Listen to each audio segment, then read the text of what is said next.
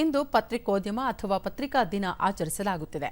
ಬೆಂಗಳೂರಿನಲ್ಲಿರುವ ಪ್ರೆಸ್ ಕ್ಲಬ್ನಲ್ಲಿಂದು ಕರ್ನಾಟಕ ಮಾಧ್ಯಮ academy, press club of Bengaluru, Karnataka ಕಾರ್ಯನಿರತ ಪತ್ರಕರ್ತರ ಸಂಘದ ವತಿಯಿಂದ ಆಯೋಜಿಸಿದ್ದ ಪತ್ರಿಕಾ ದಿನಾಚರಣೆ ಕಾರ್ಯಕ್ರಮವನ್ನು ಮುಖ್ಯಮಂತ್ರಿ ಸಿದ್ದರಾಮಯ್ಯ ಉದ್ಘಾಟಿಸಿದರು.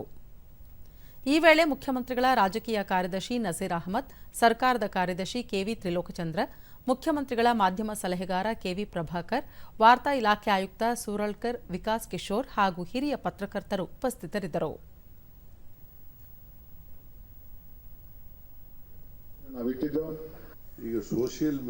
ಬಳಿಕ ಮುಖ್ಯಮಂತ್ರಿ, ಮಾಧ್ಯಮವು ಸಮಾಜಕ್ಕೆ ಒಳಿತು ಹಾಗೂ ಕೆಡುಕು ಎರಡನ್ನೂ ನೀಡುತ್ತದೆ.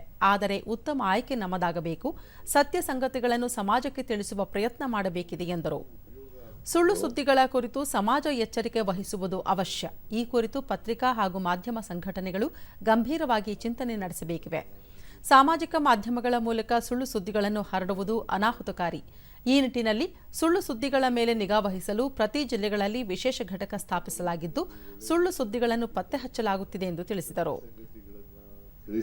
ಪ್ರಯತ್ನ ಮಾಡಿದ್ರೆ ಸಾಮಾಜಿಕ ಜಾಲತಾಣದ ಮೂಲಕ ಅದು ಉಪಯೋಗ ಆಗ್ತದೆ. ಇಲ್ಲದೆ ಹೋದರೆ ಫೇಕ್ ನ್ಯೂಸ್ಗಳು ಆದರೆ ಅದು ಸಮಾಜಕ್ಕೆ ತೊಂದರೆನೂ ಕೂಡ ಆಗ್ತದೆ ಅಂತಕ್ಕಂಥದ್ದನ್ನ ಮರೀಲಿಕ್ಕೆ ಸಾಧ್ಯ ಇಲ್ಲ. ನಾವು ಸರ್ಕಾರ ಫೇಕ್ ನ್ಯೂಸ್ ಅನ್ನ ಚೆಕ್ ಮಾಡಲಿಕ್ಕೆ, ಪೊಲೀಸ್ ಸ್ಟೇಷನ್ ಅಲ್ಲಿ ನಾವು ಇದನ್ನ ನಿಯಂತ್ರಣ ಮಾಡಲಿಕ್ಕೆ ಪ್ರತಿ ಜಿಲ್ಲೆನಲ್ಲೂ ಕೂಡ ಒಂದು ಘಟಕಗಳನ್ನು ಪ್ರಾರಂಭ ಮಾಡಿದ್ದೀವಿ. ಮಾಧ್ಯಮದಲ್ಲಿ ಎಲೆಕ್ಟ್ರಾನಿಕ್ ಮಾಧ್ಯಮ ಇರ್ಬೋದು, ಪ್ರಿಂಟ್ ಮಾಧ್ಯಮ ಇರ್ಬೋದು, ಅದರಲ್ಲಿ ಸ್ಪೆಸಿಫಿಕ್ ಆಗಿ ಸುದ್ದಿ ಕಲೆಕ್ಟ್ ಮಾಡ್ತಕ್ಕಂಥವ್ರು, ಸುದ್ದಿಯನ್ನ ಎಡಿಟ್ ಮಾಡ್ತಕ್ಕಂಥವ್ರು ಇರ್ತಾರೆ. ಇದರಲ್ಲಿ ಯಾರು ಬೇಕಾದ್ರೂ ಅವರ ಅಭಿಪ್ರಾಯಗಳನ್ನು ವ್ಯಕ್ತ ಮಾಡಬಹುದು.